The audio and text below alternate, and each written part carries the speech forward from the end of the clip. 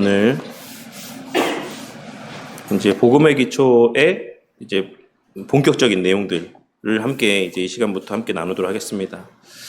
오늘 이렇게 오후 시간을 보니 처음 우리 교회 처음에 이제 성도님들이 그렇게 많지 않았을 때가 생각이 납니다.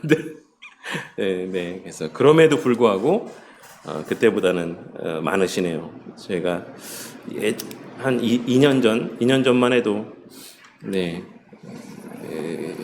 본 예배를 드릴 때도 이보다 성도가 더 적었었는데 그래도 감사하다고 생각합니다.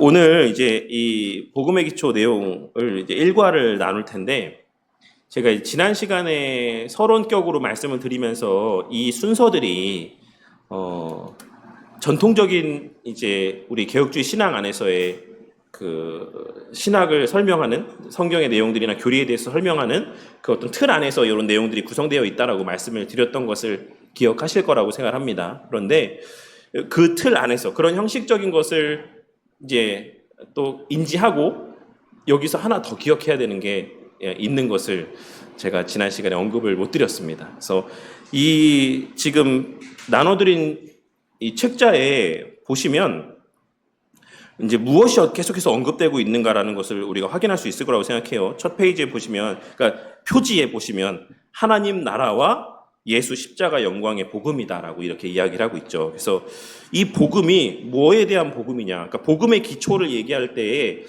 어떤 복음의 기초냐라고 하는 것을 생각하면 하나님 나라의 복음, 예수 십자가 영광의 복음 이것을 이야기하고 있는 거죠. 그러니까 이 두 가지의 틀을 기억하고 그 중심을 좀 기억하고 이 내용을 우리가 함께 좀 보도록 할게요. 근데 그 순서들이 나와 있는 목차가 나와 있는 바로 앞 페이지에 보시면 물론 목차를 보셔도 됩니다. 목차를 보셔도 되는데 그 앞 페이지에 있는 순서 나와 있는 게 더 좀 이렇게 한목에 볼 수 있도록 하나로 나열되어 있어서 보시면 몇 가지 챕터를 제외하고 다 빠짐없이 뭐에 대한 내용이 기록이 되어 있냐면 하나님 나라에 대한 내용이 언급되어 있는 것을 보실 수 있어요.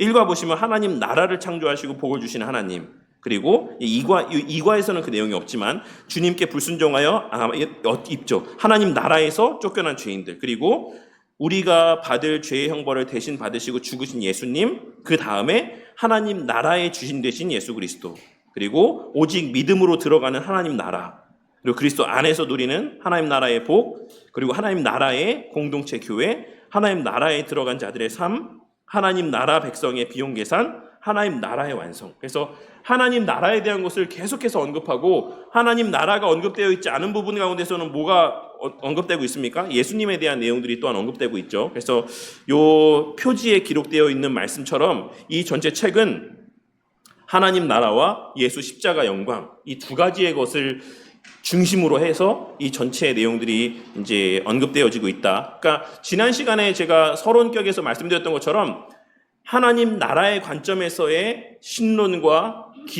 인간론과 기독론과 이 모든 내용도 구원론과 교회론과 종말론이라고 하는 것까지의 그것을 어떤 관점에서 풀어내고 있는 것이다. 하나님 나라의 관점에서 이 모든 내용들을 설명하고 있으신 것이다 라고 하는 것을 기억하시고 이제 오늘 이 챕터의 내용을 한번 함께 보도록 하겠습니다. 그래서 제가 아까 남전도의 시간에도 말씀을 잠깐 우리 남전도 회원분들하고 얘기를 나눴었는데 사실 이 하나님 나라와 관계된 사상들을 가장 체계적이고 깊이 있게 이렇게 잘 정립하신 신학자분이라고 한다면 게알더스 보스라고 하는 분이 있어요. 근데 그 게알더스 보스라고 하는 분이 쓴 개혁 교의학이라고 하는 책이 있거든요. 근데 이제 제가 예전에 그 책을 선물 받았는데 보지 않고 있었어요. 그냥 다른 책들만 보느라고 뭐 벌거프 조획신학이나 뭐 그 외에 다른 이제 바빙크의 개혁 교의학이나 이런 걸 보느라고 그 책이 예전부터 꼽혀 있었는데 보지 않다가 제가 지난주에 이제 하나님 나라와 관계된 이제 이야기를 좀 이제 보면서 들으면서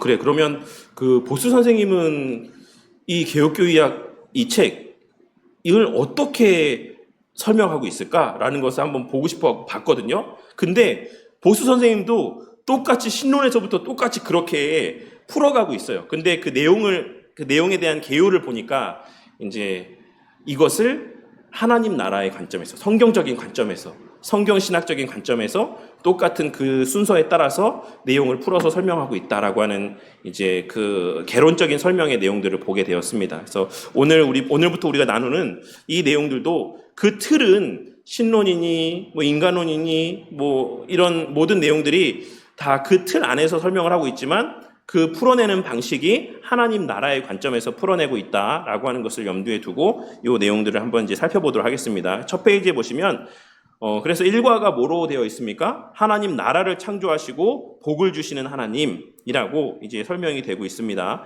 그래서 내용을 보시면 한 번씩 다 읽어보셨죠? 네. 하나님은 창조자이자 주님이십니다. 근데 제가 이 내용들을 쭉 준비하면서 보면서 유독 좀 눈에 들어왔던 게 뭐냐면 창조자와 주님이라고 하는 이 두 가지 사실을 계속해서 같이 언급하고 있다라고 하는 것을 좀 이렇게 좀 보게 됐습니다. 하나님 이 설명을 하시면서 하나님은 창조자이실 뿐만 아니라 주님이시다. 이 두 가지의 사실을 계속해서 나란히 언급하고 있는 것을 좀 보게 됐어요. 그래서 하나님은 창조하시고 창조된 세상을 그냥 내버려 두시는 분이 아니라, 그러니까 우리가 이신론적인 사고가 뭐라고 말씀드렸었지 예전에? 우리 소요리 문답 나누면서 이신론이 뭐라고 말씀드렸습니까? 이신론이 하나님께서 세상을 창조하시고 창조하시는 원리에 따라서 세상에 알아서 돌아가도록 그냥 내버려 두시는 분, 그런 신, 그런 존재, 이런 식의 신에 대한 인식이 이신론적인 신에 대한 사고예요. 제가 최근에 보다라고 하는 유튜브 채널을 좀 자주 보거든요. 근데 이 보다라는 유튜브 채널은 뭐에 대한 거냐면 과학과 역사에 대한 유튜브 채널이에요. 그래서 어떤 때는 과학을 보다라는 주제로 이렇게 학자들이 모여서 토론을 하는 내용이 있고, 어떤 때는 과학자들이 모여서 과학을 보다라고 이야기하면서 과학적인 주제에 대해서 이렇게 토론을 하는 내용들을 봤는데, 그 과학 유튜브 채널에서 그날 주제는 신의 존재에 대한 것을 주제를 다루더라고요. 그래서 과학자들은 신에 대해서 인정합니까? 이렇게 이제 질문을 던졌는데, 거기에 대해서 과학자들이, 그러니까 과학자들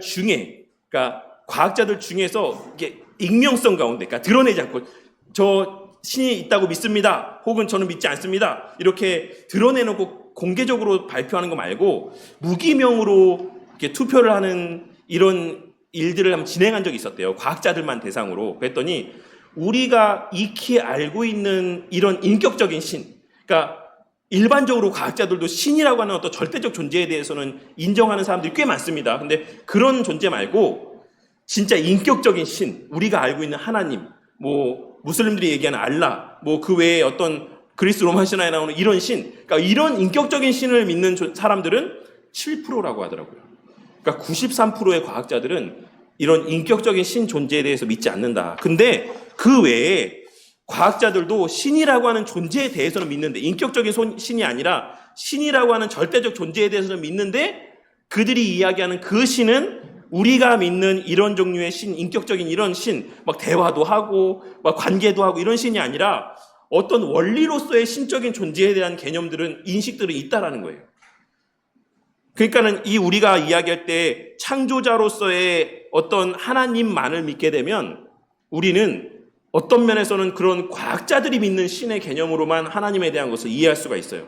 과학자들은 왜 그런 신의 개념을 받아들이게 되냐면 과학으로 풀리지 않는 문제들이 있기 때문에 그래요. 그래서 그 사회자가, 제가 크리스천인지 아닌지 모르겠습니다. 사회자가 있어요. 사회자는 과학자가 아닌데 뭐 하시는 분인지 잘 모르겠어요. 항상 선글라스 끼고 나오는데 그분이 질문한 거예요. 계속해서 과학자들한테.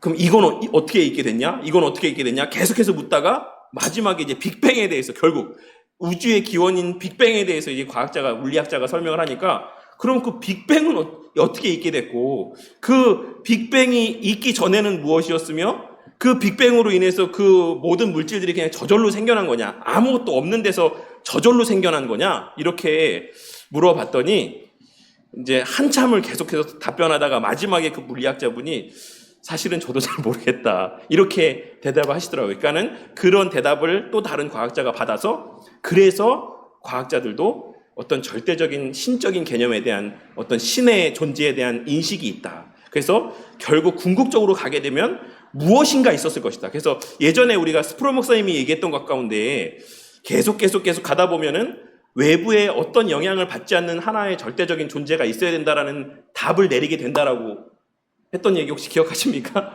그런 존재가 필연적으로 있어야 된다. 과학적인 논리적으로 전개하다 보면 세상이 있으려면 그 무엇에도 영향을 받지 않는 원 본래의 존재 하나가 있어야 된다.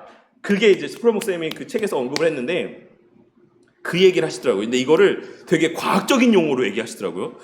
제가 그 말을 까먹었는데, 근데 어쨌든 우리가 알고 있는 신의 개념이라고 하는 건, 하나님이라고 하는 존재는 창조자이실 뿐만 아니라 주님이신데, 이 주님이라고 하는 뜻은 통치자라고 하는 개념이에요. 통치자. 그래서 우리가 아는 신론이라고 하는 것은, 신에 대한 개념이라고 하는 것은 그냥 만들어 놓고 알아서 돌아가게 내버려 두시는 분이 아니라 우리가 하나님의 섭리를 이루어 가시는 방식 가운데 언급하고 있는 통치와 보존과 협력의 사역을 통해서 지금 이 순간에도 하나님의 역사를 이루어 가시는 분이시다라고 하는 것을 우리가 알고 있습니다. 그 내용을 지금 언급하고 있는 거예요. 하나님은 창조자이실 뿐만 아니라 주님이시다. 하나님은 천지만물과 사람을 만드신 창조주이시며 만물이 지속되도록 다스리시는 주님이십니다. 하나님이 아니면 이 세상은 존재하지도 않았고 지금까지 지속될 수도 없었으며 인류 역사도 발전하지 못했을 것이다. 그러니까 이 모든 것이 다 뭐의 결과다? 하나님의 통치의 결과다라고 말씀하고 있는 거예요. 하나님의 섭리의 사역의 결과다라는 사실을 말씀하고 있는 것입니다. 주님으로서의 하나님의 통치 가운데 지금 여전히 우리가 살아 숨쉬고 있으며 세상의 문화들이 발전해 가고 있는 것이다라고 말씀하고 있는 겁니다. 창조자이자 주님이신 하나님은 그런데 놀라운 꿈이 있었다. 이 모든 일들을 행하시는 궁극의 목적이 있다는 것을 말씀하고 있는 겁니다. 하나님은 그 꿈을 위해서, 그 목적을 위해서 세상을 창조하셨고 또 그 목적을 위해서 다스리시며 역사를 주관하신다. 그리고 마침내 예수 그리스도를 이 땅에 보내심으로 그 꿈을 성취하기 시작했다라고 말씀하고 있죠. 또한 마지막 날에 우리 주 예수 그리스도가 다시 온다면 그 꿈은 완성될 것입니다 라고 이야기를 하고 있습니다. 하나님의 꿈은 무엇이겠습니까? 우리가 그 하나님의 꿈을 안다면 하나님이 왜 세상을 창조했고 왜 지금까지 이렇게 이끄셨으며 앞으로는 어떻게 행하실지를 우리가 알 수 있다. 그래서 1과에서는 하나님이 처음 창조를 창조하셨을 때에 다루는 성경 본문을 살펴보면서 그 하나님의 목적이 무엇인가에 대해서 함께 살펴보는 시간을 가지려고 합니다. 마지막 줄에 하나님은 어떤 세상을 만들고자 하셨습니까? 어떤 목적으로 사람을 창조하셨고 에덴 동산에 주셨습니까? 그리고 사람에게 무엇을 원하셨습니까? 이것을 중심으로 이 내용에 대해서 함께 살펴보도록 하겠습니다. 이 페이지 보시면, 다음 페이지 보시면 창세기 1장에는 천지 창조에 대한 기록이 있습니다. 성경은 하나님이 세상 만물을 창조하셨으며 지금까지 다스리고 계신다라고 선언합니다. 우주 만물이 다 하나님에 의해서 창조되었으며 다스려진다는 성경의 선언은 참으로 놀라운 말이 아닐 수 없습니다. 창세기 1장을 읽으면서 하나님께서 무에서 유를, 혼돈에서 질서를 창조하시는 과정을 잘 살펴보십시오. 하나님이 창조하신 세계를 통해 하나님이 어떤 분이신지를 알 수 있습니다. 근데 사실 이 내용이 왜 중요한지 아십니까? 이러한 질문들이 사실 오늘날 과학자들이 어떤 이 빅뱅이나 이런 이론들에 대해서 생각하면서 갖게 되는 질문들이에요. 계속해서 세상이 어떻게 존재하게 되었을까? 그러니까 무라고 하는 개념에서 유가 생겨나게 되었다라고 하는 이런 질문들, 이런 것들이 사실 창세기에 기록되어 있다라고 하는 것이 얼마나 큰 의미인가에 대해서 우리가 좀 생각해 볼 필요가 있을 것이다라고 생각합니다. 하나님께서는 무에서 유를 창조하셨고 혼돈에서 질서를 창조하셨는데 무엇을 통해 창조하셨냐? 말씀을 통해 창조하셨다. 이것이 이 창세기 1장에서 말씀하고 있는 핵심입니다. 다음 페이지에 보시면 도표에 있는 내용을 한번 보도록 할게요. 하나님은 세상을 질서 있고 조화롭게 창조하셨습니다. 아래 표를 보고 어떤 순서로 창조하셨는지를 한번 보도록 하겠습니다. 근데 제가 이 책을 이제 오늘 이렇게 설명하기 위해서 이 내용을 설명하고 있는 책을 봤는데 성도님들은 이거를 어떻게 알고 계세요? 1, 2, 3 첫째 날, 둘째 날, 셋째 날과 이제 넷째, 다섯째, 여섯째 날에 이 내용을 우리가 그때 언제였죠? 우리 여름 성경학교 때였나? 그때 우리 아이들하고 창세기 말씀 나누면서 그리고 또 이거 공과에도 있지 않았나요? 요 내용이? 네. 그래서 요 내용을 다루면서 뭐라고 말씀드렸었죠? 공간을 만드시고 거기에 내용을 채워 넣으셨다. 기반을 만드시고 그 내용을 채워 넣으셨다. 이렇게 우리는 설명하고 제가 그렇게 말씀을 드리지 않았습니까? 근데 이 책의 내용들 가운데서는 목사님께서 어떻게 설명하고 있냐면 혼돈에서 이제 질서를 세우시고 그 다음에 그 내용을 채우셨다.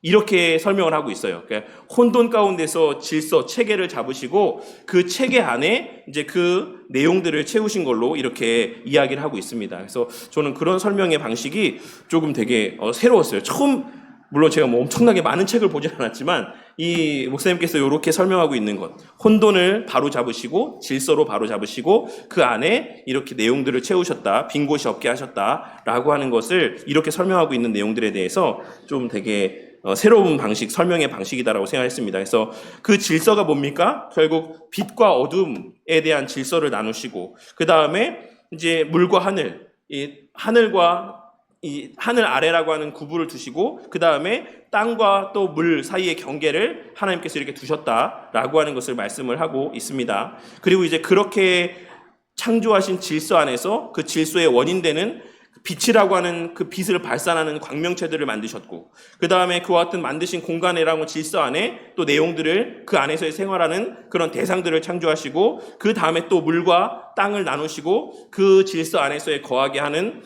또 하나님의 내용물들을 채우셨다라고 하는 것을 이렇게 설명을 하고 있습니다. 근데 이 모든 것들을 어떻게 창조하셨다? 말씀으로 창조하셨다라고 말씀을 하고 있어요. 그래서 하나님이 창조하셨다라는 이야기는 그 창조하신 세계를 다스릴 수 있는 능력도 가지고 계시다라고 하는 의미를 함의하고 있다라고 하는 것을 우리가 좀 놓쳐서는 안 될 거라고 생각합니다. 그리고 하나님께서 창조하신 그 모든 세상은 어떠했다?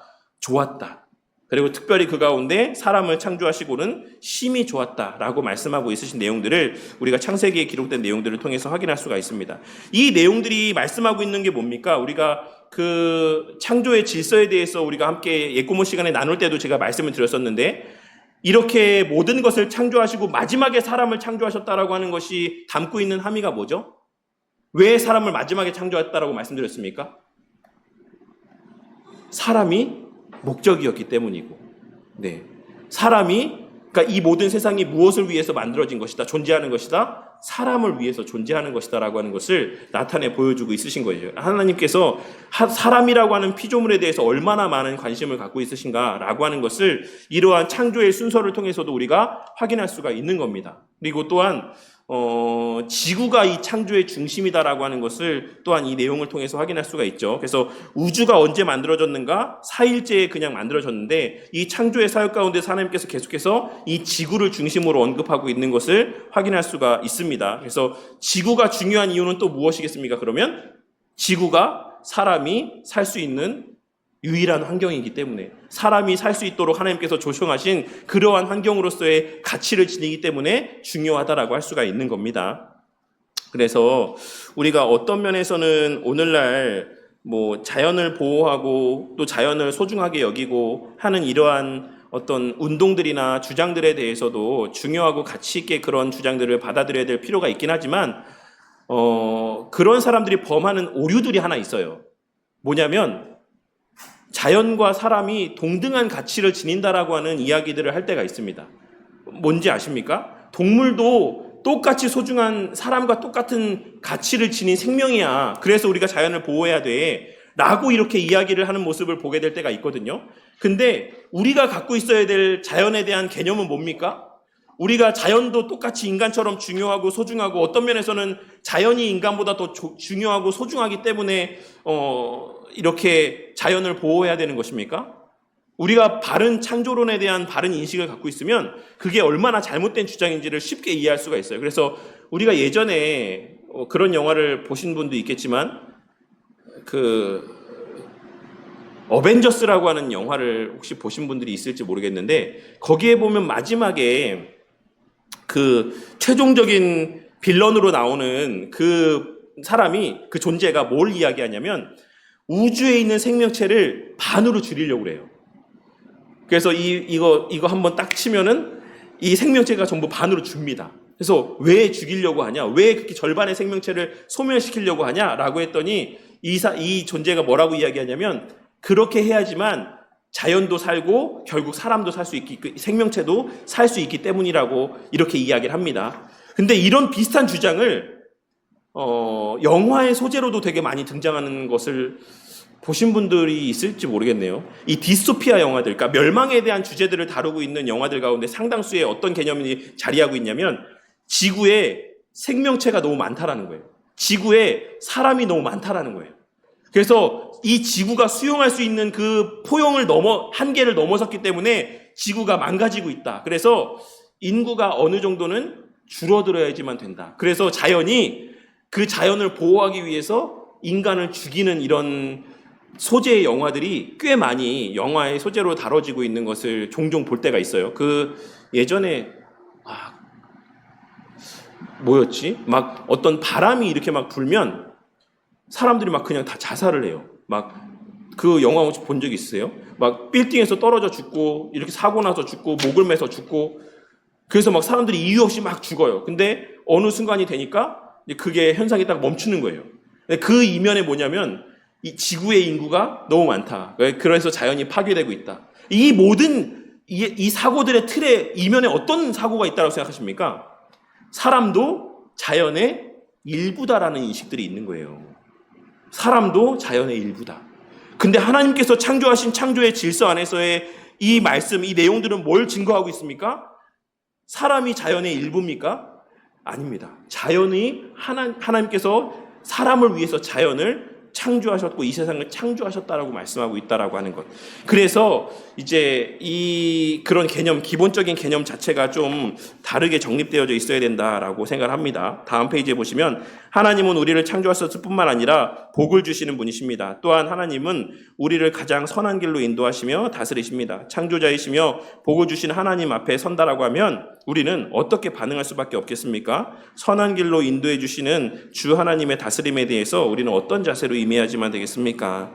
그러니까 우리가 하나님의 선하심을 믿는다라고 하면, 그리고 하나님께서 모든 일들의 이면 가운데 자리하고 계시면서 이 모든 것들을 다스리고 계신다라고 하면 우리는 하나님의 그 모든 행하심들 가운데 감사하는 반응들을 나타내 보이고 또 경배하는 모습을 나타내 보일 수 있어야지만 됩니다. 그래서 우리의 모든 삶에서의 우리에게 경험되어지는 모든 상황들, 우리에게 임하게 되는 모든 형편들에 대해서 우리가 마땅히 감사할 수 있어야지만 되고, 그것을 더 이어서 더 나아가서 이것을 예배라는 개념이랑 이어서 설명하고 있는 것을 확인할 수가 있어요. 예배가 뭐냐? 예배가 뭐냐면 우리에게 생명 주시는 하나님에 대해서 감사의 마음들을 갖고 그를 또 인정하는 것, 그 상황들 가운데 우리가 감사함으로 하나님 앞에 경배할 수 있는 것, 이것이 참된 예배의 본질이다라고 하는 것을 이러한 또 내용들을 통해서 발견할 수 있어야지만 될 것입니다. 그리고 또한 다스리시며 인도하시는 하나님 앞에 우리가 기꺼이 순종하는 모습을 나타내 보일 수 있어야지만 되겠습니다. 하나님은 천지의 만물을 창조하셨습니다. 성경은 하나님이 천지를 얼마나 전능하심으로 창조하셨는지의 내용들을 기록을 하고 있습니다. 아무것도 없는 곳에서 창조물이 있게 하셨다. 그리고 이 모든 것을 무엇을 통해서 창조하셨다? 말씀으로 창조하셨다라고 말씀하시면서 그대로 모든 것이 창조되었다. 전능한 창조자도라고 하는 사실을 이 내용을 통해서 말씀을 하고 있습니다. 또한 하나님은 창조하신 세계가 그대로 보존되도록 하시며 각각이 조화롭게 기능하도록 운행하십니다. 바다는 더 이상 땅으로 올라오지 않고, 오늘 우리 나눈 말씀에서 언급된 내용들입니다. 땅 위의 식물은 사람과 동물의 식량이 되고 그 모든 것이 순환되어서 재생산되도록 하셨습니다. 하늘의 해와 달과 별들은 제자리를 지키며 변치 않는 계절과 날과 해를 이루었습니다. 하늘의 새와 바다와 땅의 모든 생물들은 서로 간에 유기적인 관계를 이루며 지구를 채웠습니다. 하나님은 사람도 뜻을 세워 창조하셨고 그 뜻대로 살아가게 하셨습니다.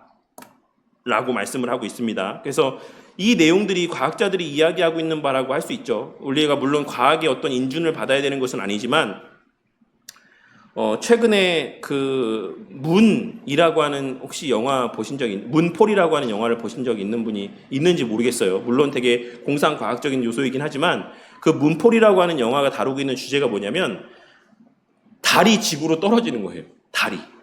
그러니까 달이 지구 중력에 이끌려서 지구랑 충돌하게 되는 거죠. 성도님들은 달이 왜 그 자리에 그렇게 떠 있는지에 대해서 생각해 본 적이 있으십니까?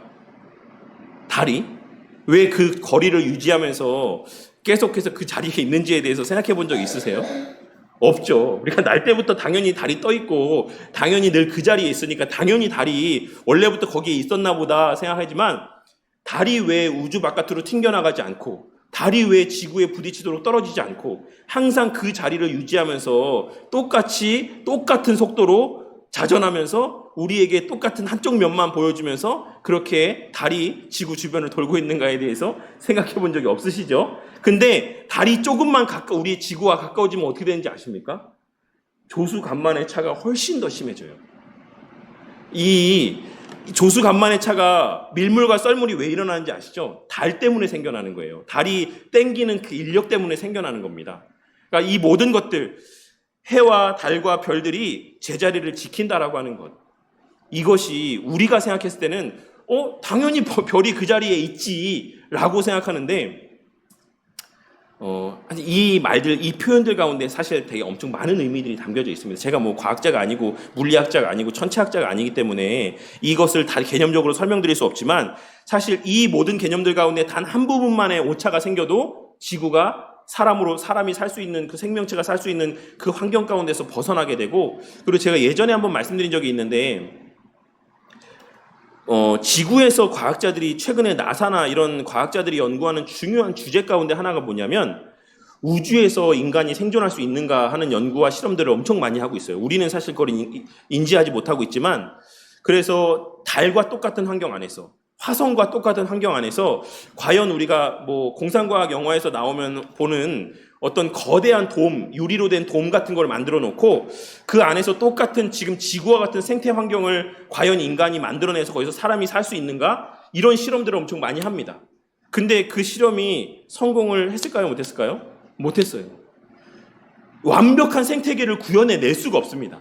그러니까 인간이 사는 데 있어서 이 지금 지구라고 하는 생태 환경은 우리가 인지하는 것보다 훨씬 많은 요소들이 이 지구 안에 자리하고 있잖아요. 미생물에서부터 그 원자의 단위에서의 모든 어떤 그 존재하는 것부터 시작해서 우리 눈에 보여지는 많은 물체들까지 해서 이 모든 생태계가 아주 긴밀한, 오늘 이야기하고 있는 것처럼 모든 생물들은 서로 유기적인 관계를 이루면서 지구를 채웠다. 이 모든 관계가, 그래서 뭐 하나가 많아지면 이산화탄소가 너무 많아져 갖고 생명체가 숨을 쉴 수 없게 되고, 또 그 반대로 또 다른 것이 안 맞으면 아무튼 이 모든 것이 조화를 이루지 않으면 생태계가 유지가 될 수가 없어요. 그래서 이런 것을 만들어낼 수가 없습니다, 인간이. 근데 우리는 별 의식 없이 살고 있는 이 지구가 그와 같이 하나님께서 정밀한 질서 가운데 창조하신 세계다라고 하는 것을 이 내용들이 언급하고 있는 겁니다. 그래서 우리가 일반적으로 일반 계시 안에서 하나님의 살아계심을 발견해낼 수 있다라고 하는 것은 사실 저는 어떤 면에서는 과학자들도 그들이 과학을 연구하는 중에 그처럼 어떤 절대적인 원 존재가 있을 수밖에 없다, 있어야지만 된다 라고 하는 내용들을 통해서도 여실하게 확인할 수 있는 부분이라고 생각합니다. 그래서 하나님께서 창조하신 모든 것이 하나님의 뜻대로 움직이니 심히 보기에 좋았다. 창조자이신 하나님은 또한 모든 창조세계가 그 뜻대로 운행되도록 주관하시고 다스리시는 주님이시기도 하다라고 하는 것. 이것을 우리는 우주의 만물에 돌아가는 모습들과 지구가 유지되어지고 있는 모습을 통해서도 발견할 수 있어야지만 돼요. 근데 우리가 이것을 발견하고 나서 그냥 끝이 아니라 사실 그와 같이 과학자들의 실험들을 통해서 이 지구가, 이 생태 환경이 더 이상 완벽할 수 없다라는 것을 우리가 인지할 수 있다라고 한다면 사실 이 신앙이 어디로 이어져야 됩니까? 그러한 깨달음이 무엇과 연결되어져야 됩니까? 우리 삶에서의 경험되어지는 모든 일들도 어떤 면에서는 생태 질서가 가장 완벽하게 조성되어져 있는 것처럼 우리가 사는 우리 삶에서의 우리가 처한 삶의 그 모든 여건들도 어떻다? 가장 완벽한 것을 하나님께서 내게 주신다라는 인식으로까지도 이어질 수 있어야지만 돼요. 그냥 달이 저렇게 하나님의 은혜, 그 창조하신 질서 안에서 저렇게 완벽한 자리에 자리하고 있구나. 생태계가 하나님께서 완벽한 창조와 질서 안에서 돌아가고 있구나. 하나님께서 완벽하게 세상을 창조하시고 다스리고 있구나. 그냥 그것으로 고개를 끄덕이고 끝나는 게 아니라 그것은 내 삶에서의 지금 처한 환경들, 내가 뭐 돈을 얼마를 벌든지, 내가 지금 건강 상태가 어떠든지, 내 지금 남편이 어떤 사람이든지, 내 자식이 어떠하든지, 내 지금 직장에서의 환경이 어떠하든지, 이 모든 것도 하나님께서 창조하신 원리에 따라서 부합되듯이 우리 삶도 가장 선한 하나님의 뜻 가운데서 자리하고 있다라고 하는 인식까지 이어질 수 있어야지만 됩니다. 그것이 창조자이자 주권자이신 하나님을 참으로 믿는 사람의 모습이고 행위라고 할 수가 있는 거예요. 이렇듯 하나님은 전능하신 창조자이시자 이 피조세계와 구분되는 초월하신 통치자 주님이십니다. 우리는 하나님을 우리 모두를 낳으신 아버지로, 또한 우리 모두를 다스리시는 주님으로 알고 믿습니다. 이게 참된 믿음이에요. 하나님께서 나를 창조하셨다라고 하는 것만 믿는 게 아니라 하나님께서 나를 완전하게 다스리고 계시다라고 하는 것까지 믿는 믿음이 참된 믿음입니다. 이것이 기독교 신앙의 근본이다라고 이야기를 하고 있어요. 이 책자 가운데서. 우리 기독교 신앙의 근본이 무엇이라고요? 하나님께서 창조하셨을 뿐만 아니라 여전히 그 완벽한 질서와 하나님의 가장 선하심에 기초한 통치를 계속해서 행하고 계시다라고 하는 것을 믿는 게 우리 신앙의 근본이다라고 말씀하고 있습니다. 기독교는 한 분 하나님만을 만물의 창조자요 모든 것을 다스리시는 주님으로 믿고 예배하며 고백하며 예배합니다. 그런데 기독교는 결정적으로 한 걸음 더 나아갑니다. 즉 기독교는 창조자요 주님이신 하나님이 우리를 구원하시기 위해서 자기 아들 예수 그리스도를 이 땅에 보내셨다라는 것도 믿는 겁니다. 하나님은 우리를 사랑하시며 우리를 구원하시기 위해 애쓰시는 분이시기도 하다라는 것이죠. 이 모든 진리들이 성경 가운데 기록이 되어 있습니다. 그래서 우리는 하나님의 말씀인 성경을 통해 하나님이 어떤 분이시며 우리를 얼마나 사랑하시는지 또 우리를 구원하시기 위해 어떤 일들을 열심히 행하시는지를 분명하게 확인할 수가 있습니다. 그래서 그 이후에 있는 내용들은 한번 보시면 될 것 같아요. 하나님께서 하시는 일들 가운데 우리에게 경험되어지는 일들 가운데 허투루 일어나는 일들은 단 하나도 없다. 라고 하는 것을 말씀하고 있는 것입니다. 다음 페이지에 보시면 그래서 하나님 나라의 복을 주시는 하나님, 이제 우리의 창조자이자 주님이신 하나님이 왜 세상 만물과 사람을 창조하시고 다스리시는지를 살펴보도록 합니다. 그래서 이 앞 페이지까지의 내용들을 보시면 정리하자면 뭡니까? 하나님께서 만물을 창조하셨다. 근데 그 만물을 창조하시고 그 만물을 또한 다스리신다. 그 만물은 어떻게 창조하셨다? 말씀으로 창조하셨다. 질서 가운데 창조하셨다. 그리고 그 만물은 무엇을 위해 창조하셨다? 사람을 위해 창조하셨다. 그 사람을 하나님께서 얼마나 사랑하시는지를 창세기의 창조의 사역들 가운데 우리 가운데 나타내 보여주셨다. 그래서 하나님께서는 만물을 창조하시고 좋았다라고 표현하셨지만 인간을 창조하시고 나서는 심히 좋았다라고 말씀을 하고 계시다. 근데 그와 같이 만물을 창조하시고 인간을 창조하신 궁극의 목적이 무엇인가에 대해서 이제 요 내용들을 통해서 한번 살펴보려고 합니다. 이제 우리의 창조자이자 주님이신 하나님께서 왜 창조하셨는가? 하나님은 그것을 살펴보려고 합니다. 하나님은 아무런 이유와 목적 없이 그냥 맹목적으로 어떤 일을 행하시는 분이 아닙니다. 우리가 이 창조 목적을 알 때에만 우리는 하나님을 더 알고 더 사랑할 수가 있다. 이를 위해서 하나님께서 창조의 중심인 사람에게 어떤 복과 사명을 주셨는지를 살펴보려고 한다. 창조의 중심이 뭐라고 말씀하고 있습니까? 사람이라고 말씀하고 있어요. 모든 창조는 무엇을 위해 창조하셨다? 사람을 위해 창조하셨다라고 말씀하고 있습니다. 네, 창세기 우리 1장 26절에서 28절까지 말씀만 우리가 함께 좀 보도록 할게요. 그리고 창세기 2장 1절 3절 요 내용 같이 한번 봉독해 보도록 하겠습니다. 시작. 하나님이 이르시되 우리의 형상을 따라 우리의 모양대로 우리가 사람을 만들고 그들로 바다의 물고기와 하늘의 새와 가축과 온 땅과 땅에 기는 모든 것을 다스리게 하자 하시고 하나님이 자기 형상 곧 하나님의 형상대로 사람을 창조하시되 남자와 여자를 창조하시고 하나님이 그들에게 복을 주시며 하나님이 그들에게 이르시되 생육하고 번성하여 땅에 충만하라 땅을 정복하라 바다의 물고기와 하늘의 새와 땅에 움직이는 모든 생물을 다스리라 하시니라. 천지와 만물이 다 이루어지니라. 하나님이 그가 하시던 일을 일곱째 날에 마치시니 그가 하시던 모든 일을 그치고 일곱째 날에 안식하시니라. 하나님이 그 일곱째 날을 복되게 하사 거룩하게 하셨으니 이는 하나님이 그 창조하시며 만드시던 모든 일을 마치시고 그날에 안식하셨음이니라 라고 말씀하고 있어요. 그래서 우리에게 명하신 사명이 무엇이고 참된 안식이 무엇인가에 대해서 지금 창세기 1장 말미 부분과 이 2장의 부분 1초 앞부분에서 말씀을 하고 있습니다. 하나님은 모든 것을 다 창조하신 후에 그 풍성하고 아름다운 세상 가운데 무엇을 창조하셨습니까? 마지막으로 사람을 창조하셨습니다. 사람을 어떻게 창조하셨는지, 그 지위가 어떠한지, 그리고 그 사람에게 주신 복이 얼마나 대단한지를 안다면 하나님이 사람을 얼마나 소중하게 여기시는지를 우리가 알 수가 있습니다. 왜 창조의 중심이 사람이라고 하는지 우리 빈칸을 채우면서 한번 이야기해 보도록 하겠습니다. 처음에 어떻게 창조하셨습니까? 사람을 하나님의 형상으로 창조하셨다라고 말씀하고 있죠. 여기서의 하나님의 형상을 어떤 의미다라고 우리는 이해한다라고 말씀을 드렸었습니까? 하나님의 형상. 하나님이 외적인 모양이 없잖아요. 근데 이 하나님의 형상대로 창조하셨다라는 것은 어떤 의미라고 생각하십니까? 속성을 이야기한다라고 말씀을 드렸었죠. 하나님의 그 성품들에 따라서 인간을 창조하셨다라고 우리 믿습니다. 근데 최근에 제가 이제 그 우리 노승록 목사님께서 쓰시는 글을 제가 되게 유심히 보고 있는데 그 하나님의 형상이라고 하는 의미나 이런 내용들에 대해서 그래서 그 내용들은 근데 더 이상 쓰시지 않는 거 보니까 이제 어느 정도 좀 이 내용의 결론이 지어지셨는지 잘 모르겠네요. 그래서 나중에 그 하나님의 형상과 관련된 부분들에 대해서 조금 얘기를 더 좀 이렇게 나눠볼 좀 기회를 가져볼까 생각하고 있습니다. 근데 어쨌든 여기서 말하고 있는 하나님의 형상이라고 하는 것은 뭡니까? 기본적으로는 하나님의 속성들을 이야기하고 있는 겁니다. 그 중에서도 공유적인 속성들을 이야기하고 있는 거죠. 하나님의 속성들 가운데는 우리가 공유적인 속성도 있고 비공유적인 속성도 있습니다. 근데 현대 신학자들 가운데서는 이 공유적 속성과 비공유적 속성이라는 분류를 사용하지 않는 추세다라고 말씀을 드렸죠. 왜냐하면 공유적인 속성 중에도 좀 이제 비공유적인 요소들이 있고 비공유적 속성 중에도 또 공유적인 모습들이 발견되어지는 요소들이 있어서 이거를 칼로 무자르듯이 딱 나눌 수가 없어서 공유적 비공유적 이런 표현들을 잘 안 쓰는 추세이기는 한데 전통적인 어떤 이 분류 가운데서는 공유적 비공유적이라는 표현들을 사용을 합니다. 그래서 우리에게 하나님의 그 형상들 가운데 인간에게 공유되어지는 속성들로 인간을 창조하셨다라고 할 수가 있습니다. 근데 그 사람에게 부여된 사명이 무엇이었죠?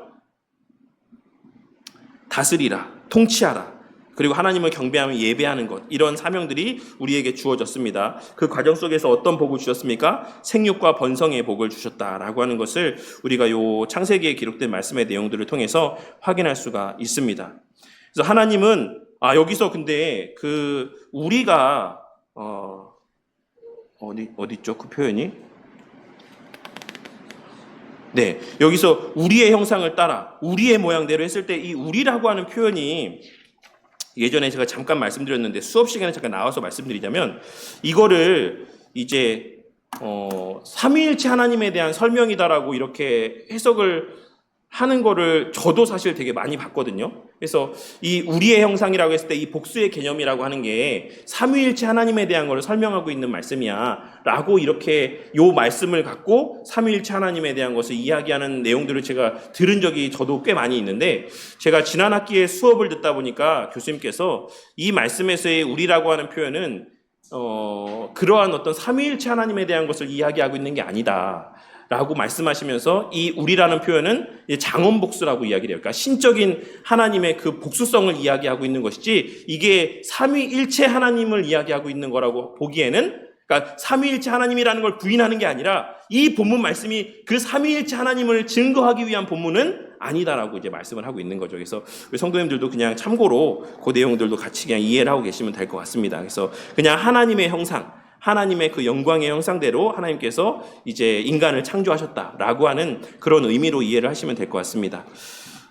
근데 좀 풀리지 않는 거는 사실 그래서 남자와 여자를 창조하셨을 때 저는 이 남자와 여자라는 개념도 사실 삼위일체 하나님의 개념과 유비관계가 있다라고 생각하거든요.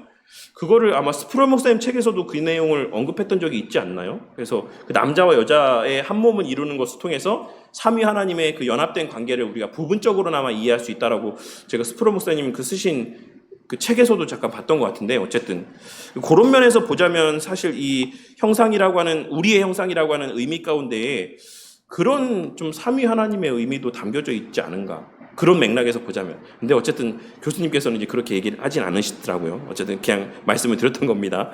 그래서 이번에 보시면 하나님은 모든 창조를 마치신 후에 안식하셨습니다. 안식은 하나님이 창조하신 세계 안에서 모든 것을 누리며 하나님과 함께 평안하고 기쁘게 살아가는 것을 의미합니다. 그래서 안식이라고 하는 개념이 뭐다? 어디 안에서? 하나님이 창조하신 세계 안에서 모든 것을 누리며 하나님과 함께 평안하고 기쁘게 살아가는 것이 안식이다라고 말씀을 하고 있는 거예요. 이 창조에서의 안식의 개념이라고 하는 것은. 그래서 이것이 바로 사람을 창조하셔서 주시고자 했던 복입니다. 이런 복된 삶이 어떤 것인지를 잘 보여주는 본문이 바로 아래에 있는 본문입니다. 모든 아름다움과 풍요가 집약된 에덴 동산에 거하는 사람이 어떤 삶을 살아가는지 우리 한번 요 말씀의 내용을 통해서 우리 표에 따라서 한번 보도록 하겠습니다. 그래서 다음 페이지 보도록 할게요. 말씀이 기니까 말씀을 읽지는 않겠습니다. 하나님의 대리 통치자로서 지혜와 능력으로 자연과 생물을 다스리며 보람있게 살아가게 하셨다라고 하는 것. 그리고 또한 그 다음에 근데 이게 원래 여기에 채워져야 되는 내용이 아닌가요? 이거 성도님들 책에도 다 써 있죠? 네. 근데 제가 이걸 보면서 이 빈칸에 너의 들어가야 될 말이 옆에 있는 말이 아닌가라는 생각을 했거든요. 성도님들 책에도 답이 옆에 다 있습니까? 그렇게?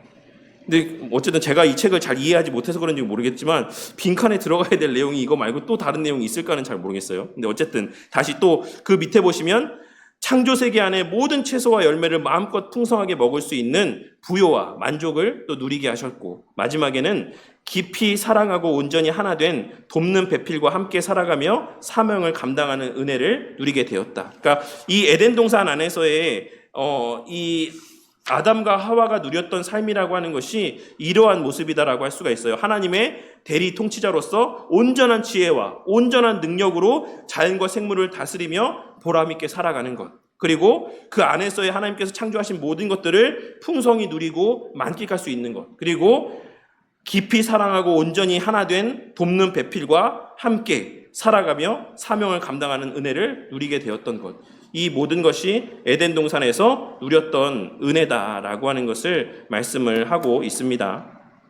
그래서 위의 내용을 종합해서 하나님의 창조 목적을 한번 우리가 말해보도록 하겠습니다. 하나님은 사람에게 어떤 세상과 삶을 주셨으며 어떤 것을 꿈꾸셨습니까?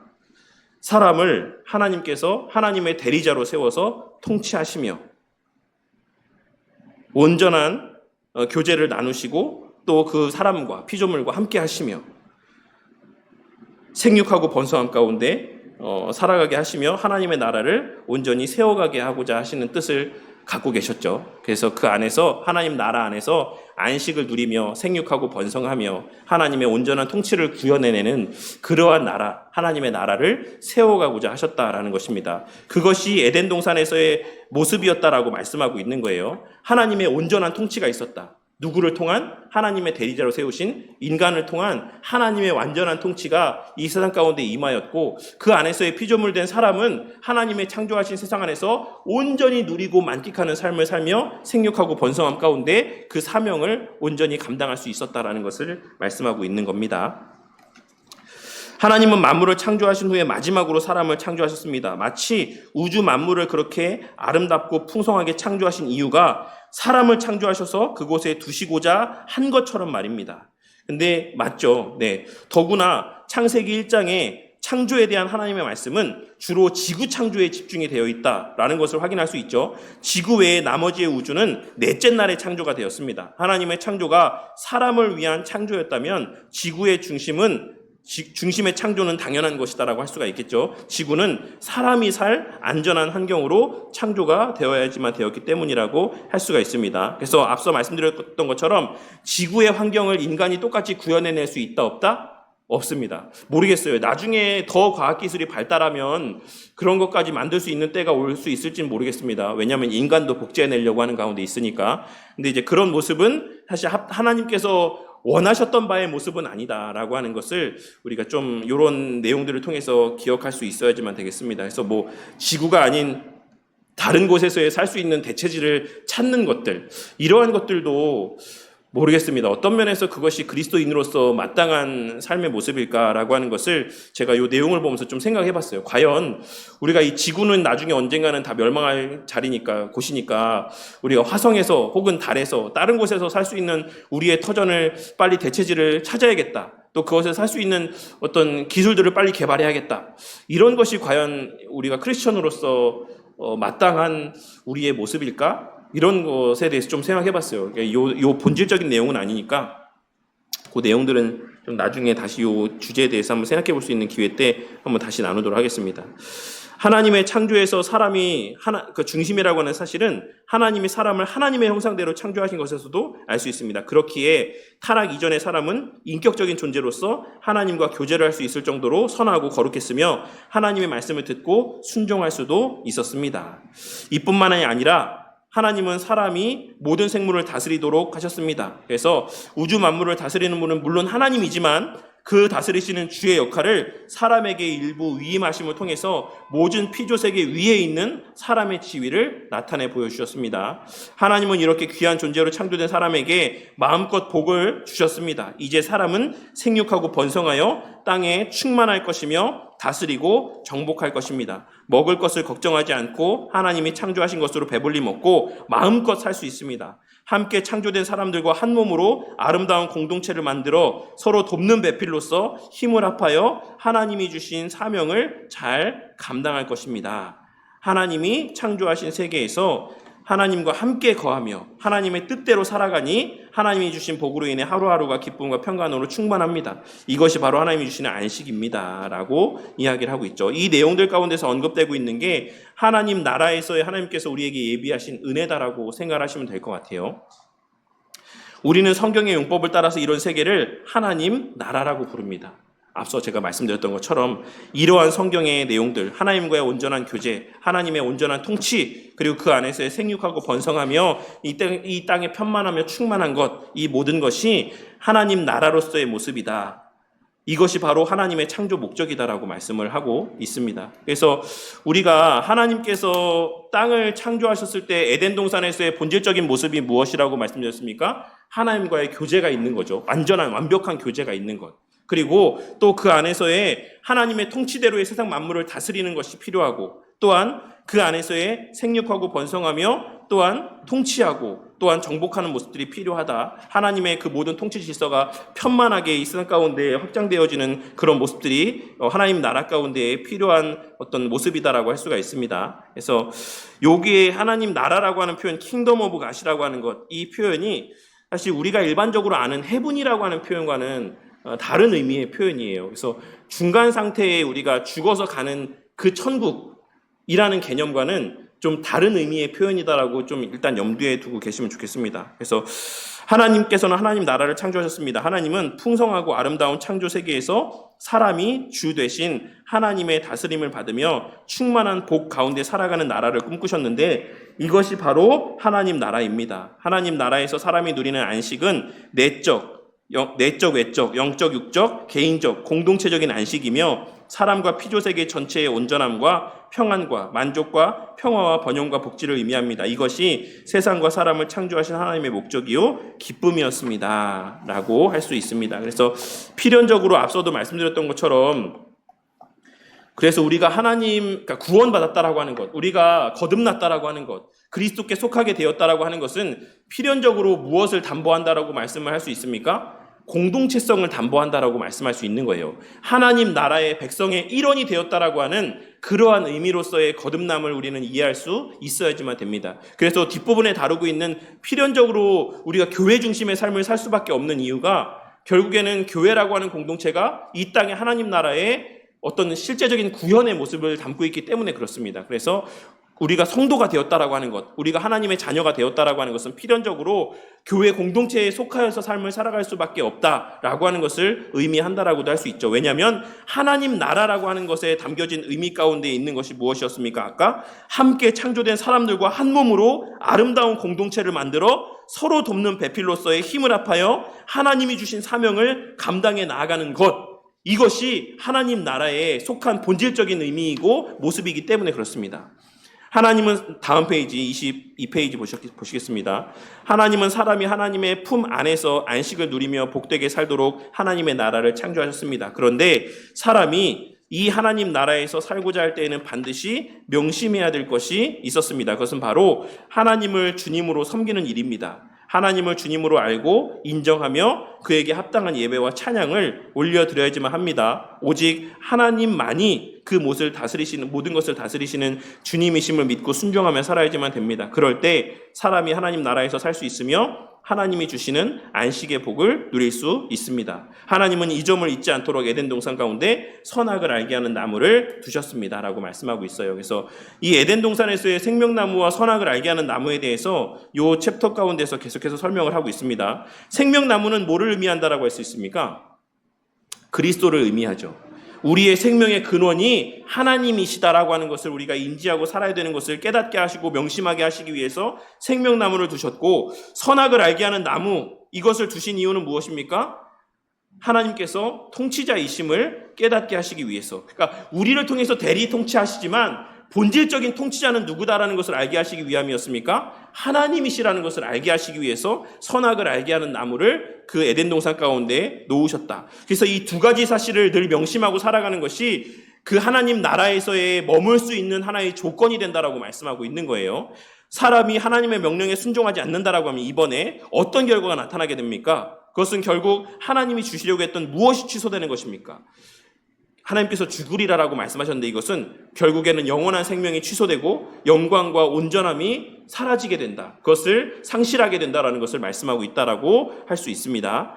그래서 3번에 보시면 선악을 알게 하는 나무를 두시고 열매를 먹지 말라고 하신 명령을 통해서 피조물인 사람은 하나님이 어떤 분이심을 알아야지만 됐습니까? 첫째로는 생명과 안식의 복을 주시는 분, 그분이 주신다라고 하는 것을 늘 인지하고 살아가게 하시기 위한 목적에서 선악을 알게 하는 나무를 두시고 그 열매를 먹지 말라. 그러니까 그가 누리고 있는 생명이라고 하는 것, 그가 누리고 있는 그 참된 안식이라고 하는 것이 그냥 저절로 주어지는 것이 아니다라고 하는 것을 하나님께서 하나님으로 말미암아 주어지는 것이다라고 하는 것을 알게 하시기 위해서 하나님께서 생명나무와 선악을 알게 하는 나무를 두셨다라고 하는 것을 알 수가 있습니다. 그래서 이 내용을 통해서 우리가 좀 생각해 볼 수 있는 게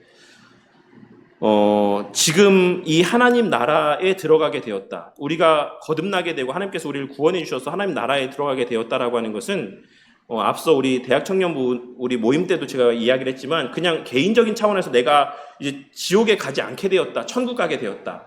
이것을 의미하지 않습니다. 이 땅에서 우리가 거듭났고 구원받았다라고 하는 의미는 무슨 말이냐면 하나님 나라의 백성으로서의 그 자격을 회복하게 되었다라는 것이고 그 안에서의 우리가 어떠한 또한 하나님의 뭐라고 표현해야 되죠?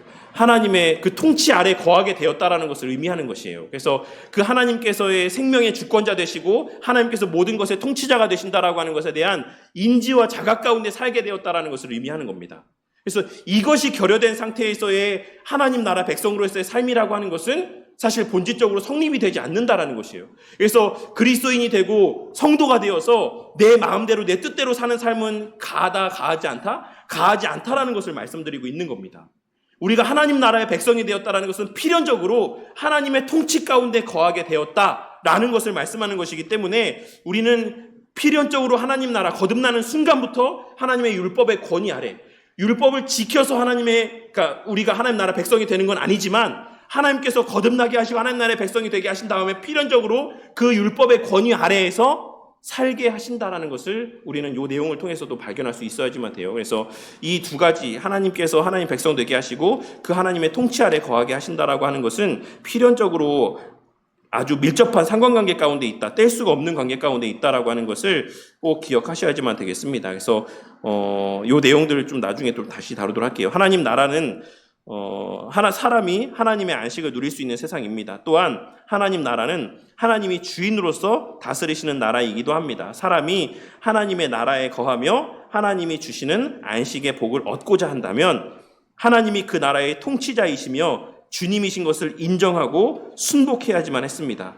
그럴 때에야 창조주이시며 또한 생명과 안식의 근원이신 하나님과 함께 있을 수 있으며 기쁨과 평강을 누릴 수 있습니다. 사람은 이것을 충분히 분명히 알고 하나님께 순종해야지만 됐습니다. 근데 이게 본래 어려운 일이었습니까? 아니었습니까? 네? 어려운 일이 아니었죠. 아담에게는 어려운 일이 아니었습니다. 왜냐하면 하나님의 형상을 따라서 창조된 사람이었기 때문에 그는 하나님의 뜻을 충분히 알 만큼 지혜로웠고 하나님의 뜻대로 살 수 있는 의로움이 그에게 있었습니다. 또한 하나님은 그 뜻을 분명히 알려주셨으며 불순종할 경우에 겪게 될 비참한 운명에 대해서도 계시해 주셨습니다. 에덴 동산에서 모든 것을 풍성하게 주셨고 돕는 배필과 보람 있는 삶을 살도록 해야 될 일도 주셨기 때문에 사람은 선악을 알게 하는 나무의 열매를 따먹을 이유가 하나도 없었던 것입니다. 그래서 하나님께서 인간에게 이것을 따먹지 말라라고 말씀하신 것이 최소한의 요구다라고 말씀하고 있는데 최소한의 요구인 동시에 제가 예전에 새가족반 시간에 뭐를 말씀드렸죠? 최소한의 요구인 동시에 이것은 필연적인 요구다라고 말씀을 드렸어요. 이게 있어도 되고 없어도 되는 게 아니었어요. 에덴 동산에서 많은 사람들이 질문하는 이유들 가운데 하나가 하나님께서 왜 선악을 알게 하는 나무를 거기에 두셔가지고 인간으로 하여금 그것을 따먹을 수 있는 여지를 남겨두셨냐라고 하는 질문을 진짜 많이 합니다. 하나님께서 그걸 아셨으면서도 불구하고 왜 사람이 그것을 따먹고 죄를 범해서 에덴 동산에서 쫓겨나게끔 하나님께서 그렇게 하셨냐? 이것은 사실 본질적으로 사람의 책임이 아니라 하나님의 책임이지 않느냐라고 이렇게 질문하는 사람들이 의외로 교회를 다니지 않는 사람들 중에 진짜 많습니다. 근데 제가 말씀드렸던 것처럼 이 선악을 알게 하는 나무는 에덴 동산이 에덴 동산 되게 하는, 그곳에서의 참된 안식을 누리는 데 있어서의 있어도 되고 없어도 되는 그런 요소가 아니라, 선택적인 요소가 아니라 어떤 요소라고 말씀드렸습니까? 필수적인 요소라고 말씀드렸어요. 피조물이 창조주이신 하나님과 주권자이신 하나님을 인지하는 것, 이것이 성도가, 하나님의 백성이 하나님의 나라에서의 그 안식을 누릴 수 있는 필연적인 조건이었기 때문에 하나님께서 에덴 동산의 선악을 알게 하는 나무와 생명나무를 동산 가장 중앙에 두셨던 거예요. 그리고 나서 말씀으로까지 또 말씀하셨죠. 이것을 먹는 날에는 네가 정녕 죽으리라라고 말씀하셨어요. 근데 이 말씀을 하신 그 근본적인 목적이 무엇에 있다라고 말씀드렸습니까? 그것을 따먹고 사망에 이르는 것에 목적이 있었던 것이 아니라, 그를 에덴 동산에서 쫓겨나게 하시는 데 있는 것이 아니라 그곳에서의 영원한 안식을 누리게 하는데 하나님의 목적이 있었다라고 말씀을 드렸죠. 그 목적을 위해서 하나님께서 그것을 사망의 형벌로 금하셨다라고 할 수가 있습니다. 이것이 하나님 나라의 또 한 측면입니다. 하나님 나라는 하나님이 주님 곧 왕이자 통치자로 다스리시고 사람은 주님이신 하나님의 백성으로서 순종하는 나라다. 그러니까 그래서 필연적으로 앞서 하나님의 나라 백성이 되었다, 거듭났다라고 하는 것은 필연적으로 어떤 의무가 사람에게 주어지는 것이다라고 말씀드렸습니까? 순종의 의무가 사람에게 부여되는 것을 말씀드렸던 겁니다. 우리가 거듭난 이후에 아무렇게나 내 뜻대로 하나님께 살게 하시기 위해서 우리를 구원하신 것이 아니라, 구원이라고 하는 것이 그냥 천국에 가게 하시는 것, 지옥 가지 않고 천국에 가게 하시는 것, 그리고 그 어떤 의무도 없이 그냥 내 멋대로 살게 하시기 위한 것이 아니라, 우리가 구원받았다라고 하는 것은 하나님 나라의 백성으로서의 지위를 회복함과 동시에 그 하나님 나라의 질서와 원리 아래에서 살게 하시는 것을 의미한다라고 할 수가 있는 겁니다. 그런 말씀을 이야기하고 있는 거예요. 하나님 나라는 하나님이 주인이시고 또 왕이고 통치자로서 다스리시는 나라인 동시에 사람은 그 안에서 주님이신 하나님의 백성으로서 그 하나님의 통치 가운데 순종하는 삶을 살아가는 나라, 그런 나라가 바로 하나님 나라다. 하나님 나라에서는 사람이 하나님을 주님으로 예배하고 순종할 때만이 그 안식을 빼앗기지 않을 수 있습니다. 마치 이 뉘앙스가 우리가 천국에 가서도 그렇게 하지 않으면은 빼앗길 수 있는 것처럼 그런 뉘앙스로 보일 수 있고, 또 지금 누리고 있는 은혜들도 마치 우리가 순종하지 않으면 빼앗길 수 있을 것처럼 같은 뉘앙스로 기록되어져 있지만, 이 말을 다시 생각해 보면 하나님께서 이것을 끝까지 견디게 하시기 위해서 누구를 우리 가운데 보내주셨습니까? 우리를 거듭나게 하시는 것도 성령 하나님을 통해서이지만, 우리가 성화되어져 가게 하시면서 끝까지 견디고 인내하게 하시는 것도 누구의 사역이라고 믿고 있죠? 성령 하나님의 사역이라고 믿고 있습니다. 하나님께서 그 일을 하시죠. 근데 그것을 누가 또 하십니까? 지금 이 시간에 성령 하나님께서 실질적으로 하시지만 그 일이 누구를 근거로 해서 하는 것입니까? 하늘 보좌에서의 예수님의 사역을 근거로 지금 땅에서 그 일들이 성령 하나님을 통해서 이루어지고 있는 것이죠. 제가 여기서 드리고 싶은 말씀이 뭐였냐면, 이 내용들을 통해서 그러면 성령 하나님께서 우리 안에서 행하시는 일이 뭐냐? 성령의 충만함이 뭐냐? 요 다음 페이지에 있긴 한데, 그래서 성도님들이 생각할 때 성령 충만이 뭡니까? 성도님들이 생각하는 성령 충만이 뭡니까? 오늘날의 성령 충만이라고 하는 것은 사실 많은 경우에 어떤 예언을 하고 병을 고치게 하고 놀라운 일들을 행하고 이런 것들을 성령 충만의 어떤 징표라고, 표징이고 어떤 사인이라고 이렇게 이야기하는 경우들이 있는데, 오늘의 말씀 가운데서 하나님 나라와 관계된 측면에서의 성령 하나님의 역할은 뭐겠습니까? 순종케 하시는 거죠. 하나님 나라 백성으로서의 지위를 계속해서 유지할 수 있게 하시는 게 성령 하나님이 하시는 일이에요. 그러니까 성령 충만은 그런 맥락에서는 어떤 충만입니까? 순종 충만입니다. 하나님의 말씀 가운데 온전히 순종하는 것이 성령 충만이에요. 하나님께서 우리 가운데 충만하실 때 하나님께서 뭘 하게 하십니까? 순종하게 하시는 겁니다. 근데 그 순종의 구체적인 모습들이 뭡니까? 예수님께서 율법에 대해서 뭐라고 말씀하셨죠? 하나님 사랑과 이웃 사랑을 말씀하셨어요. 하나님을 사랑하고 이웃을 내 몸과 같이 사랑하고 내가 너희를 사랑하는 것처럼 서로를 사랑하는 것. 이것이 예수님께서 말씀하셨던 우리에게 순종의 어떤 조건, 그 대상이라고 말씀하셨던 핵심이었습니다. 그런 맥락에서 성령 하나님의 충만함이라고 하는 것은 그렇게 하나님을 온전히 사랑할 수 있게 하시고 내 이웃을 온전히 사랑할 수 있게 하시는 것. 어떤 과정을 통해서 성령의 9가지 열매라고 이야기하고 있는 그 온유함이나 긍휼이나 오래 참음이나 이런 모습을 통해서 온전한 사랑, 순종의 모습을 나타내 보일 수 있게 하시는 것이 성령 충만입니다. 그러니까 성령 충만이라고 하는 것을 우리가 다른 식으로 이해해서는 안 돼요. 하나님 나라에 거할 수 있는 조건이 지금 뭐라고 말씀하고 있습니까? 하나님 나라에 우리가 자리할 수 있는 조건은 하나님의 말씀 가운데 하나님의 요구하시는 바에 순종하는 것이 조건이다라고 말씀하고 있어요. 근데 이 조건은 누가 채우시는 겁니까? 누가 유지하게 하시는 겁니까? 성령 하나님이 유지하게 하시는 거예요. 그런 맥락에서 성령 충만함이라고 하는 것은 순종을 온전히 순종하게 하는 것이다라고 할 수가 있는 겁니다. 사람은 하나님의 피조물에 불과하다라는 것을 인정하고 창조자이자 주님이신 하나님 앞에 엎드리면 되었습니다. 이런 예배와 순종은 하나님의 자기 만족적인 요구가 아닙니다. 이것은 사람을 위한 하나님의 은혜였습니다. 사람에게 복을 주시려는 하나님의 사랑의 조치였습니다. 우리가 하나님에 대해 생각할 때 우리가 하나님을 사랑의 하나님이다라고 이야기하지 않습니까? 그런 맥락에서 하나님께서 우리에게 이런 요구를 하셨다라고 하는 것은 그것이 하나님의 사랑의 발로가 된 요구다라고 하는 것도 좀 이해할 수가 있어야지만 된다라고 생각을 합니다. 불순종한다라고 하면 그것은 생명과 안식이 하나님으로부터 떠나가는 것이기 때문에 곧 죽음이자 불행입니다. 그래서 그런 말씀으로 경계하신 것입니다. 네가 먹는 날에는 정령 죽으리라. 이 모든 것이 하나님의 나라의 대강입니다. 대강령이다라는 것이죠.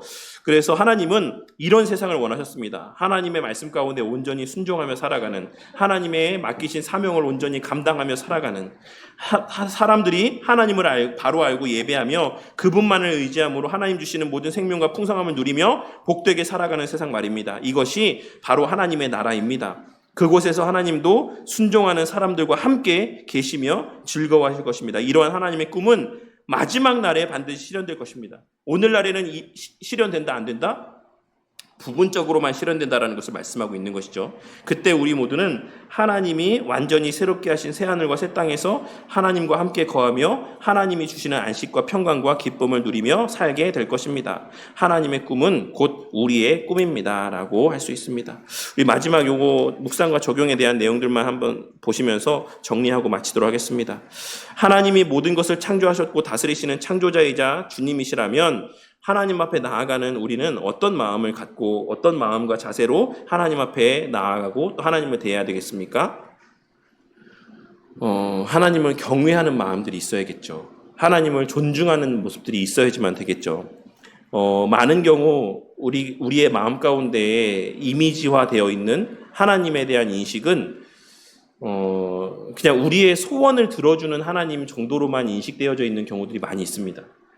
마치 크리스마스에 우리에게 선물을 주러 오는 산타클로스와 같은 이미지로서의 하나님에 대한 인식이 우리 가운데 자리하고 있는 것을 보게 될 때가 있고, 혹은 뭐 램프의 요정과 같은 지니와 같은 어떤 모습으로서 그냥 내가 원하는 비는 소원들을 들어주시는 어떤 존재로서만 하나님에 대한 이미지가 우리 가운데 자리하고 있는 것을 보게 될 때가 있어요. 그런데 오늘 말씀 가운데서 오늘 함께 나눈 내용들을 통해서 우리가 확인할 수 있는 것은 무엇이냐면 하나님은 창조주이시고 통치자이시다라는 것입니다.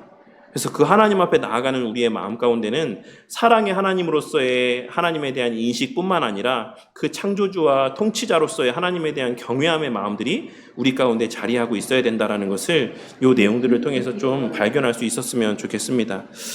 둘째로, 물론 이제 그 내용은 이제 예배와 경배의 대상으로서의 하나님에 대한 것을 말씀하고 있는 것이기도 하죠. 이번에 보시면 하나님이 주시는 안식의 실체는 하나님이 다스리시는 나라, 곧 하나님 나라입니다. 그리고 이것을 우리는 천국이라고 부릅니다. 그래서 이게 헤븐리 킹덤이라고 되어 있죠. 그냥 일반적으로 우리가 알고 있는 천국은 헤븐이다라고 생각하잖아요. 근데 그 헤븐과는 좀 다른 개념으로서의 표현을 하고 있는 겁니다. 하나님이 세상을 창조하셔서 천국을 이루시려고 했던 사실을 알고 있었습니까? 평소에 천국에 대해서 어떻게 생각하고 있으셨습니까? 천국은 어떤 이미지로 생각을 하고 있었을까요? 천국에 대해서 그냥 죽어서 가는 나라, 그리고 그냥 아무 일 하지 않는 나라? 좀 이런 이미지가 있지 않나요? 그냥 쉬고 예배드리고 찬양하고 그냥 어떤 그런 이미지로서의 천국에 대한 이미지만 이제 우리 가운데 자리하고 있다라고 할 수가 있는데, 사실 이 천국이라고 하는 개념은, 그러니까 우리가 일반적으로 알고 있는 그런 내세의 삶에서의 어떤 중간 상태에 우리가 머무는 어떤 그런 어떤 개념으로서의 천국과는 좀 다른 이미지라고 할 수가 있어요. 이 땅에서도 교회를 통해서 이미 부분적으로 구현되고 있는 하나님의 나라에 대한 것을 우리가 좀 기억할 수 있어야지만 되겠습니다. 그리고 그런 맥락에서 새 하늘과 새 땅이 에덴 동산에서의 모습과 연관성 가운데 있어요. 유비관계 가운데 있습니다. 그래서 에덴 동산에서의 모습이 완벽한 천국의 모습은 아니죠. 더 나은 세상이 새 하늘과 새 땅에서의 펼쳐질 우리에게 주어진 세상인데, 에덴 동산에서의 모습과 아주 아무 관계가 없는 땅이 새 하늘과 새 땅의 모습은 아니다라는 거예요. 그래서 에덴 동산에서의 아담과 하와가 살았던 삶이 우리가 일반적으로 갖고 있는 천국의 이미지와 같지 않잖아요. 그렇지 않습니까? 요한계시록에 기록된 그 새 하늘과 새 땅에서의 묘사되는 그런 모습들이 우리가 익히 알고 있는 에덴 동산에서의 아담과 하와가 누렸던 삶과 좀 괴리가 있는 것처럼 보여지지만, 본질적으로는 에덴 동산의 더 완성된 버전으로서의 우리에게 주어지는 그 나라, 그 땅이 새 하늘과 새 땅에서 우리에게 누리게 될 그 삶의 모습이다라고 할 수가 있는 겁니다. 그리고 그런 맥락에서 우리가 새 하늘과 새 땅, 나중에 우리가 하나님 예수님의 재림을 통해서 누리게 될 그 하나님의 나라라고 하는 개념은 일반적으로 생각하는 것처럼 그런 이 세상의 삶과 괴리가 있는 삶을 이야기하지 않는 거예요. 우리는 연속성이 있는 그러한 하나님 새 하늘과 새 땅을 우리는 그렇게 믿고 있는 겁니다. 3번, 하나님의 나라 곧 천국은 오직 하나님을 창조자로 예배하고 섬기며 주님으로 믿어 순종하는 삶을 사는 자들만이 들어갈 수가 있는 곳입니다. 이것이 사실이라면 우리가 가장 먼저 해야 될 일은 무엇이겠습니까? 네, 그것은 하나님의 통치 가운데 순종하는 삶을 살아가는 것이죠. 그래서 그렇게 하나님의 통치에 온전히 순종하는 삶을 살아가는 자들이 될 수 있기 위해서 하나님의 또한 도우심의 은혜를 구하는 것이 우리에게 가장 먼저 우선되어야 될 일이 아닌가라는 생각을 해보게 됩니다. 그래서 우리가 가장 먼저 해야 될 일, 결국 그 하나님을 주님으로 하나님의 순종하는 삶을 살 수 있게 되기를 위해서 기도하는, 또 삶을 살아가는 그런 의미에서의 성령 충만은 순종에 충만한 삶을 살아가는 자들이 될 수 있기를 위해서 기도하고, 또 그러한 삶을 살 수 있기 위해 쓰는 자들이 되어야만 할 것이다라고 생각합니다.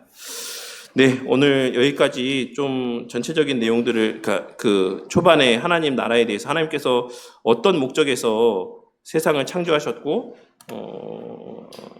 그 창조하신 궁극의 목적이 무엇인가, 결국에는 하나님의 온전한 통치 가운데 순종하는 삶을 살아가며 또 그 안에서의 한 몸으로서의 하나님께서 맡기신 사명을 온전히 감당하는 자들이 되게 하시기 위해서 이제 하나님께서 이 세상을 창조하셨다라고 하는 것을 살펴보았습니다. 그래서 일반적으로 우리가 이제 구원이라고 하는 것, 창조라고 하는 것에 대해서 그냥 마냥 좋고 그냥 에덴 동산에서의 아담과 하와의 모습이다라고 하는 것도 그냥 마냥 아무 일도 하지 않고 놀고 먹으며 쉬고 그냥 하고 싶은 대로 하고 살고 이런 어떤 모습들에 대한 이미지가 우리 마음 가운데 있었다라고 한다면, 하나님의 본래 창조하신 나라에서의 모습이라고 하는 것은 그냥 그렇게 아무 일도 하지 않고 놀고 먹으면서 그냥 있는 삶이 아니라 하나님의 통치 가운데 온전히 순종하며 또 하나님의 사명들을 또한 감당하는, 열심을 다해서 감당하는 삶을 사는 것, 그리고 그 안에서 참된 안식을 누리고 만끽하는 것이었다라고 하는 것을 말씀하시는 것을 기억하고, 이후에 이제 우리가 좀 잃어버린 것은 무엇이고 그리스도께서 다시 회복하여 주신 것이 무엇이고 온전히 완성하신 것은 또한 어떤 의미를 지니는 것인지를 계속해서 좀 한번 살펴보는 시간들을 갖도록 하겠습니다. 네, 제가 기도하고 마치겠습니다. 하나님 감사합니다. 이 시간 복음의 기초의 내용을 통하여서 하나님의 창조 사역, 하나님 나라로서의 이 세상 만물을 창조하신 또 사역에 대해서 함께 또 살펴보는 시간을 갖게 하여 주심에 감사를 드립니다.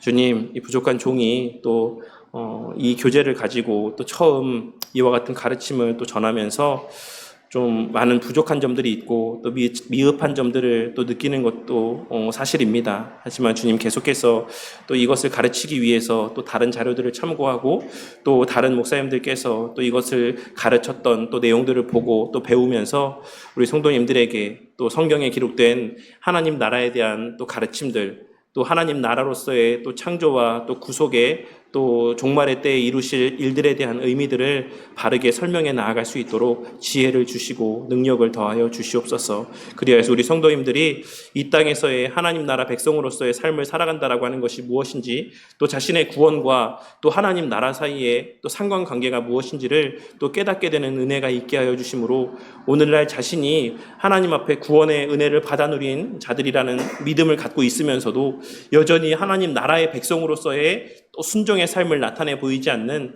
신앙과 현실에서의 삶에 괴리가 있는 이 세상에서의 신앙의 모습들 속에서 결코 하나님 나라 백성이 된다라고 하는 것, 거듭난다라고 하는 것, 구원의 은혜 가운데 거한다라고 하는 것은 그와 같은 현실의 삶 속에서의 또 믿음과의 괴리가 있는 삶이 존재할 수 없다라고 하는 것을 깨닫게 되므로 우리가 언제나 그와 같은 하나님 나라의 백성으로서의 그 공동체 안에서의 맡기신 하나님의 거룩한 사명들을 함께 감당하며 함께 교회로 세워져 가며 또 주님 다시 오실 그 날까지 또 하나님의 맡기신 그 귀한 사명들을 기쁨으로 또 능동적으로 순종하며 살아가는 저와 우리 모두가 되게 하여 주시옵소서. 그러한 은혜를 보내어 주신 성령 하나님을 통해서 주님 만나 뵙게 되는 그 날까지 계속해서 또 누리게 하시고 또 그러한 은혜 가운데 또 거룩한 사명들을 계속해서 감당해 나아가게 하실 줄 믿사오며 이 모든 말씀 우리 주 예수 그리스도의 이름으로 기도드렸습니다. 아멘.